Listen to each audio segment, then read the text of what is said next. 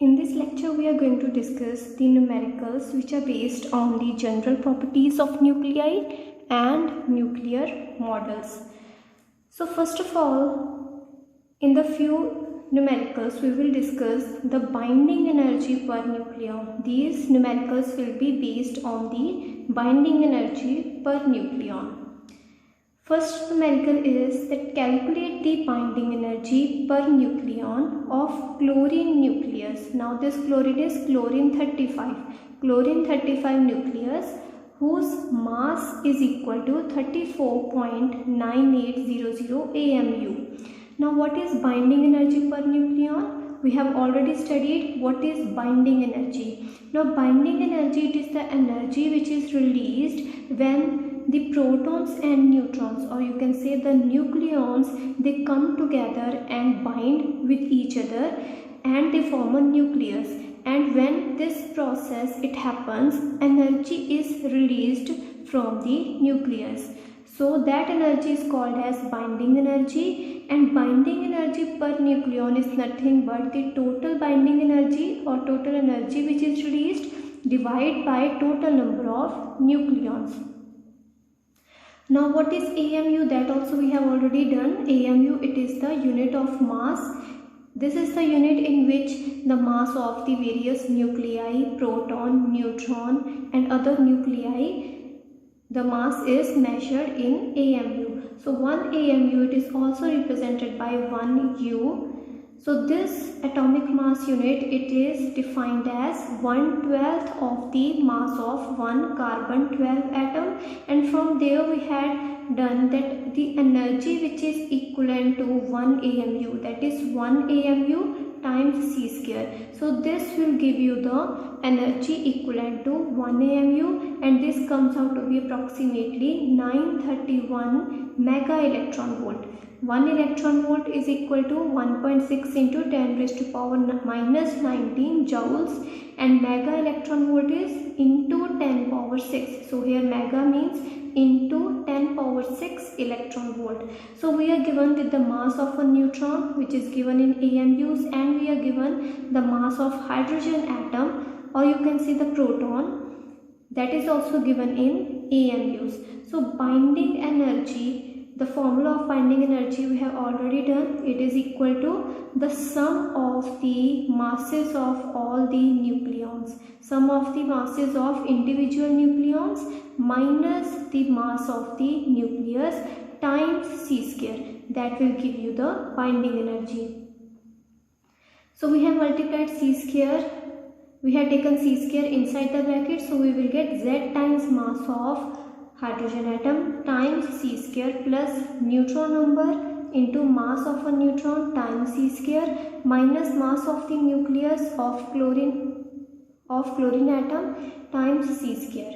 So what we have is, we know what are the number of protons. So in chlorine 35, the number of protons is equal to 17. Then number of neutron, that is capital N, that is also equal to 35 minus 17, that is equal to 18. So we have 18 number of neutrons and 17 number of protons in chlorine 35, and mass of hydrogen is also given, mass of neutron is also given, and we have mass of nucleus over here. So this is also given to us, which is 34.98 AMU.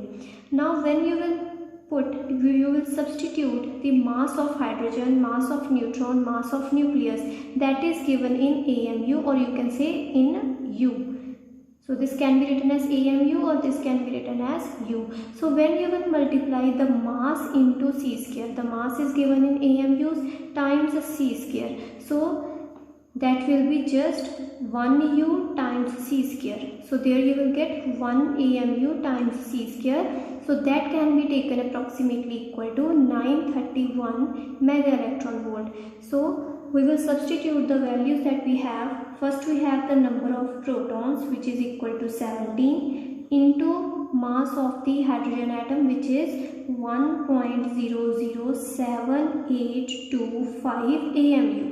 So mass is in AMU, but we know 1 AMU, this is equal to 931 mega electron volt. 1 U into C square. So here we have into C square, so that will be simply into 931 mega electron volt. So the units will be in mega electron volt, plus the number of neutrons are equal to 18. Then mass of one neutron is equal to 1.008665 AMU times c square. So 1 AMU times c square is into 931 mega electron volt, minus we have mass of the nucleus, which is 34.9800 AMU times c square, which is 931 mega electron volt. So these are the units of the binding energy. So binding energy will come out in terms of mega electron volt. So on solving, when you will solve these terms, so they will come out to be equal to, so when you will evaluate it, so it will come out to be equal to 288 mega electron volt. The total binding energy, that is the total energy which is released when chlorine nucleus is formed from 17 protons and 18 neutrons. So when 17 protons and 18 neutrons, they will bind with each other and they will form chlorine 35 nucleus. So that will result into the release of energy. And how much is the energy which is released? It is 288 mega electron volt. But what we are asked to find in the numerical is binding energy per nucleon. So this is the total binding energy. Binding energy per nucleon means the total number of nucleons. Binding energy, total binding energy divided by total number of nucleons, that will give us binding energy per nucleon. So total binding energy is 288 mega electron volt divided by total number of nucleons. So here total number of nucleons are equal to 35. So this will be equal to 8.22 mega electron volt. So this is the binding energy per nucleon for the case of chlorine 35 nucleus. Now the next numerical is to find the energy which is released if two hydrogen nuclei, they fuse together. So this numerical is on nuclear fusion. So two nuclei, they fuse together to form a single nucleus. The hydrogen nuclei, two hydrogen nuclei, they fuse together to form a helium nucleus. And in nuclear fusion, we already know that energy is released.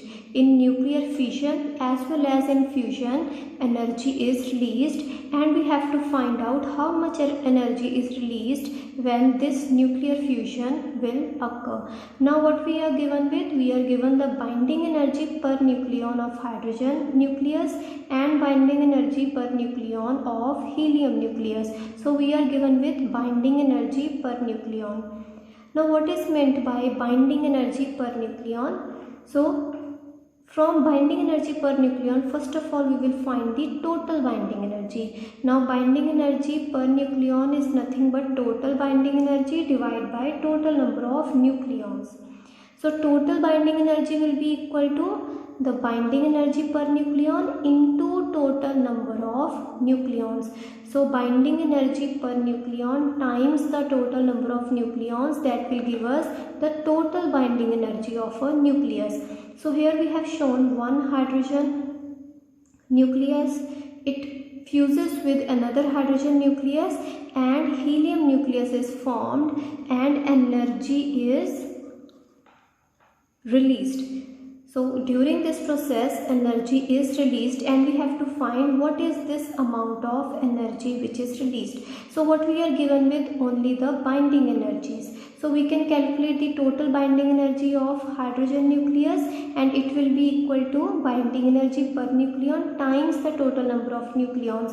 So in 1H2, the total number of nucleons are equal to 2. So total binding energy will be equal to 1.1 into 2. So this term, this value into 2, that will give you the total binding energy of 1H2. And similarly we can find the total binding energy of helium-4, that will be equal to 7 mega electron volt into total number of nucleons, which is equal to 4. So 7 mega electron volt into 4, that will be the total binding energy of the helium nucleus. So here we have shown the binding energy of hydrogen nucleus, it will be equal to 2 into 1.1 mega electron volt, so that will be 2.2 mega electron volt. Now what is the binding energy? So we have already done. Binding energy's definition is the amount of energy which is released when nucleons they bind together with each other. That is, the nucleons from infinity they come together and bind with each other. Certain amount of energy is released, and that total amount of energy which is released is called as the total binding energy of that nucleus.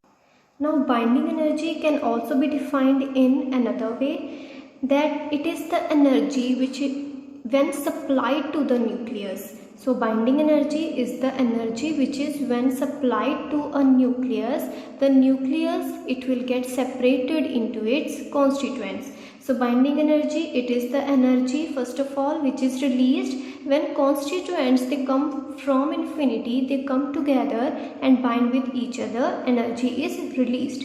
And in opposite way we can also define binding energy as the energy which is when supplied to a nucleus, the nucleus will absorb that energy and it will get separated into its constituents. So here we have shown the hydrogen nucleus. So in hydrogen nucleus we have one proton and one neutron which are bound with each other. Now for hydrogen nucleus we know the total binding energy is 2.2 mega electron volt. So total binding energy, which means the total energy released from hydrogen nucleus, when hydrogen nucleus is formed, total energy released is equal to 2.2 mega electron volt, and this is the same energy which when 2.2 mega electron volt, which is when supplied to hydrogen nucleus, the proton and neutron they will get separated. So this is also a definition of binding energy. Similarly, the another hydrogen nucleus, because in the numerical we are given two hydrogen nuclei, they are fusing together. So same case will be for the another hydrogen nucleus. So in another hydrogen nucleus also we will have one proton and one neutron. So when 2.2 mega electron volt is supplied to the hydrogen nucleus, the proton and neutron, that is their constituents, they will get separated. Now for the helium nucleus, for helium nucleus the total binding energy is 7 mega electron volt into number of nucleons, which is equal to 4. So the binding energy for helium 4 nucleus is equal to 28 mega electron volt. Means 28 mega electron volt energy is released when helium nucleus is formed from its constituents. So when helium nucleus is formed from the constituents, so 28 mega electron volt energy is released. Now in helium nucleus what we have, two protons and two neutrons. So we have two protons and two neutrons. So when these two protons and two neutrons they come from infinity and they bind together with each other, they will form helium nucleus and they will also release 28 mega electron volt of energy, because this is the definition of binding energy. So it is the energy which is released when a nucleus is formed from its constituents, when the constituents they come from infinity. So binding energy is defined when constituents they come from infinity. Now we have to find the energy which is released when helium nucleus it is formed from hydrogen nuclei. So when these hydrogen nuclei they fuse with each other, because in hydrogen nuclei we have proton and neutron, and in other hydrogen nucleus also we have proton and neutron. So when they will fuse together with each other, they will form two protons and two neutrons, which is nothing but helium-4 nucleus. So we have to find out the energy which is released when these two systems they will fuse together and form the helium nucleus. First of all, what we know is 28 mega electron volt energy is released when helium nucleus is formed from its constituents. Now first of all, when hydrogen nucleus it has been separated into its constituents. To separate the hydrogen nucleus into its constituents, 2.2 mega electron volt energy has to be supplied. So 2.2 mega electron volt energy is supplied to the hydrogen nucleus. So we get a proton and neutron and they will go to infinity. Similarly, for another hydrogen nucleus also, when we supply 2.2 mega electron volt energy, a proton and neutron are formed which will go to infinity. And for helium nucleus, we want 2 protons and 2 neutrons. From infinity they will combine with each other, fuse with each other, and 28 mega electron volt energy will be released. That is, these systems, these two systems, they will fuse together, because now here we have 2 protons, 2 neutrons which are approaching to infinity. So these constituents, then when they will combine with each other, that is these. So these both systems are same. So here also they are approaching to infinity, here also they are coming from infinity. So when these 2 protons and neutrons, they will come together, 28 mega electron volt energy will be released. So we have to find the energy released when these 2 nuclei, hydrogen nuclei, they fuse together to form this helium-4 nucleus. So first of all we have to supply 2.2 mega electron volt and 2.2 mega electron volt, so that they can, the protons and neutrons, they can go to infinity. So total 2.2 plus 2.2, that is 4.4 mega electron volt energy is supplied. So it has to be supplied so that protons and neutrons, they can go to infinity. And when these protons and neutrons from infinity, which are formed after this reaction, these protons and neutrons, when they will bind with each other, 28 mega electron volt energy will be released. So this is the amount of energy released, and these are the energies which are absorbed. So total energy which is released when these 2 nuclei, they fuse together to form this resultant nucleus, total energy released will be 28 mega electron volt minus 2.2 and minus 2.2, because these energies are the energies which are absorbed. So total energy released will be equal to 23.6 mega electron volt. Similarly, we can find the binding energy of tellurium 126. So we are given with mass of tellurium, mass of neutron, mass of hydrogen atom in terms of AMU. So we will use the same formula of binding energy, which is Z times mass of hydrogen atom plus N times mass of neutron minus the mass of nucleus times C square. So again we will put the values. The number of protons are equal to 52, the number of neutrons will be equal to 126 minus 52. So that will give you the total number of neutrons, and we are given with mass of neutron and mass of hydrogen atom in terms of AMU, and we are given with mass of tellurium, that is also in AMU. So we will put all those values and we will multiply that with C square. So at last we will get AMU. So when you will solve this term in bracket, so this will be in AMU, because the masses, they are in AMU. So you will get a resultant mass. So this is nothing but mass defect, Z times mass of hydrogen plus neutron times mass of neutron minus mass of tellurium. This is nothing but equivalent to mass defect. So when this is multiplied with the C square term, so that will give you the total binding energy. So this mass, it will be in terms of AMU. When you will multiply AMU with C square, that will be equivalent to 931 mega electron volt. So you can solve this and you can calculate the binding energy of tellurium 126. And on solving this will be equivalent to 1.00066 giga electron volt. So when you will solve the binding energy, it will come out to be equal to this value. Next numerical is a nucleus of mass number 125. It has a radius of 6 femtometer. Now what is femtometer? It is equal to 10 power minus 15. 10 power minus 15 meters. Find the radius of the nucleus having mass number 64. So we are given with the radius of a nucleus with mass number 125, and we have to find the mass number of we have to find the radius of a nucleus whose mass number is given to us. So the very known formula is that relates with mass number, that relates mass number with the radius is this one, that is radius of a nucleus is equal to R0, which is a constant, times mass number power 1 by 3. So first of all, for first nucleus, the radius is given by R1. Let's suppose that is given by R1. It will be equal to R0, which is a constant, times A1. This is the mass number of the first nucleus, power 1 by 3. Then the radius of the second nucleus, which has to be found out, this is equal to R0 into A2 power 1 by 3. So on taking the ratio of both the equations, we will get R1 by R2, this is equal to A1 by A2 whole power 1 by 3. Now R1 is given as 6 femtometer, divide by R2, that has to be found out. So this is equal to A1, which is 125, divide by 64 power 1 by 3. Now, so on solving this, 125, cube root of 125 is 5 and cube root of 64 is 4.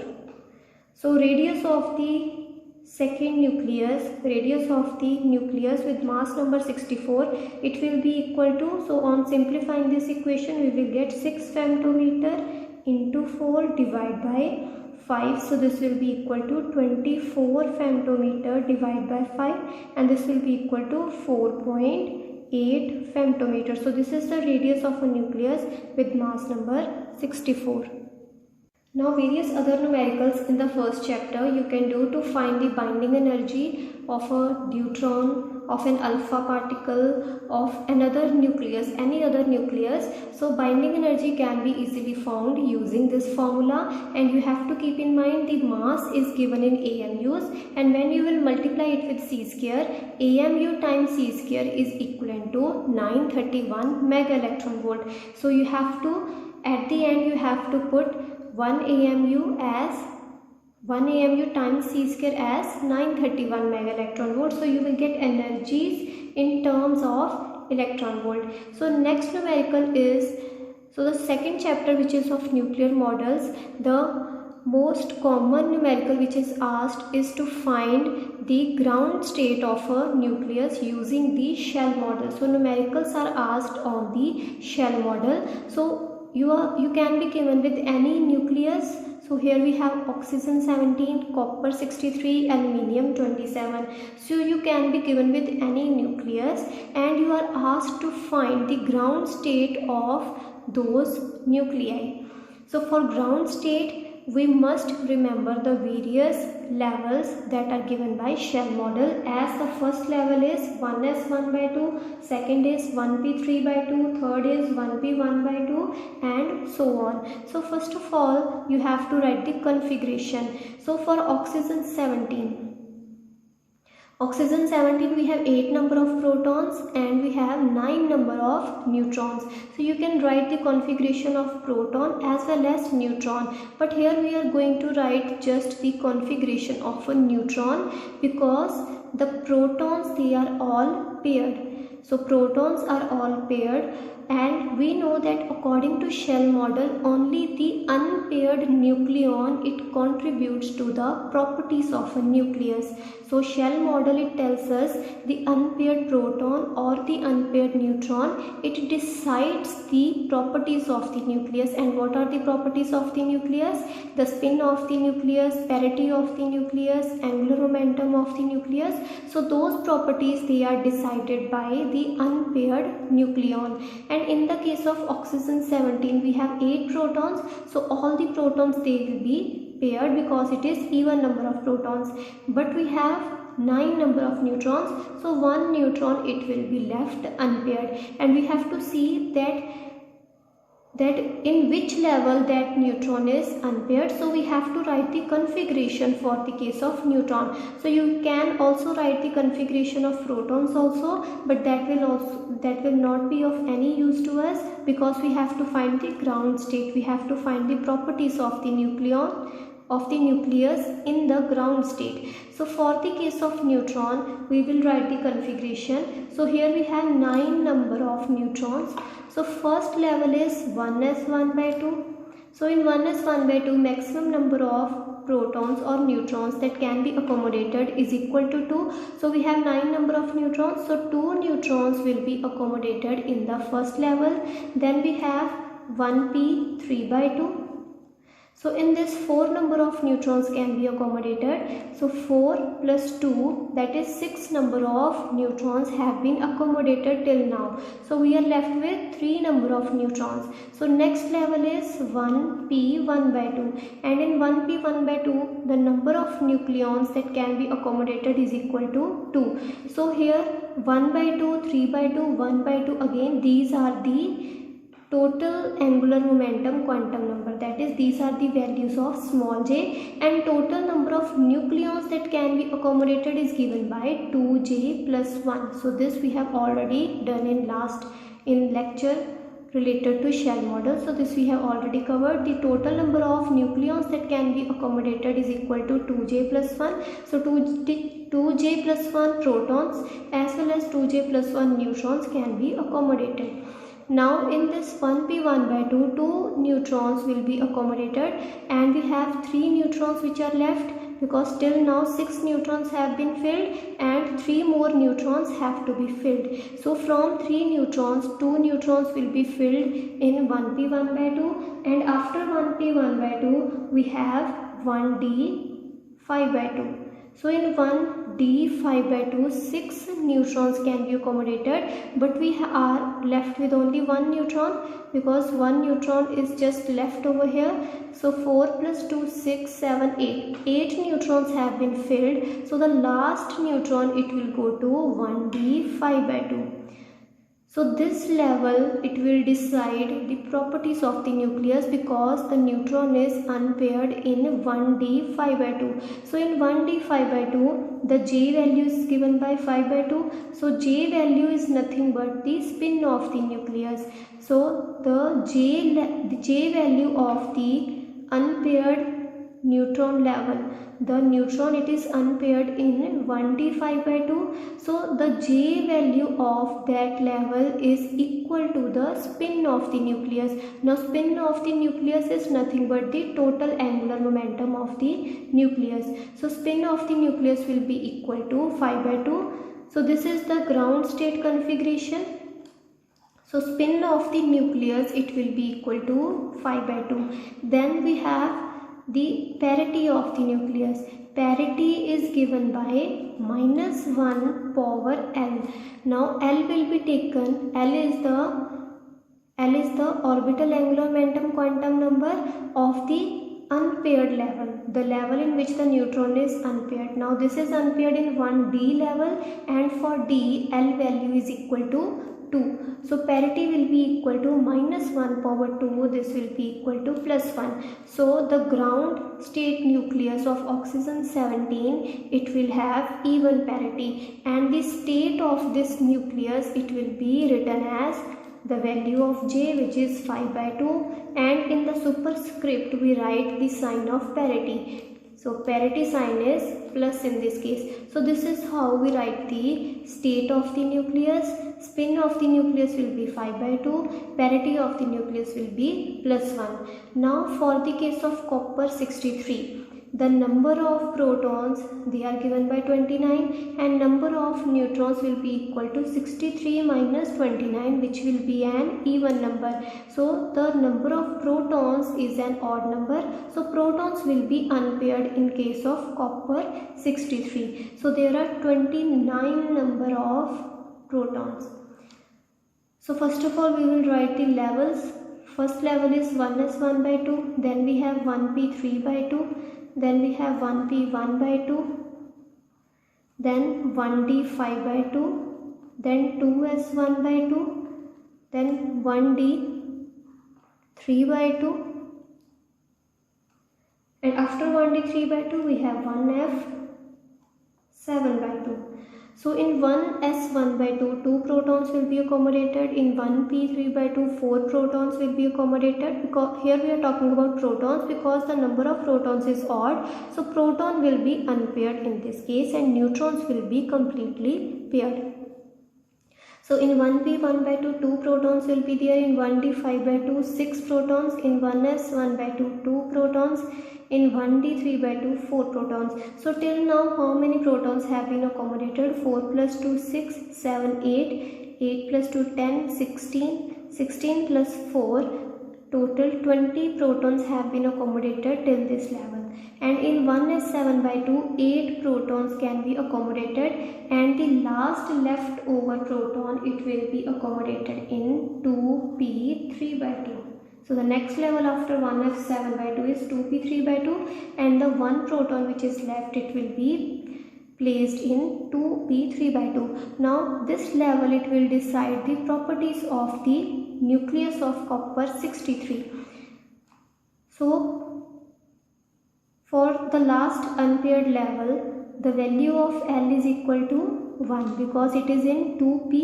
So for p L is equal to 1. Now J value is equal to 3/2 means spin of the nucleus is equal to 3/2, and parity is given by -1 power L, and value of L is equal to 1 which means the ground state nucleus of copper 63 it will have negative parity. So the state of the nucleus it will be written as the value of J which is 3/2, and in the subscript we write its parity which is negative. In the similar way you can write the configuration for the proton number, because in this also the number of protons will be unpaired and neutrons will be completely paired. So in this case also you can find the spin parity and the state of the nucleus. So in question you can be asked to find the spin, parity or the state of nucleus, and one more property of the nucleus is the quadrupole moment. So you can be asked to find the quadrupole moment.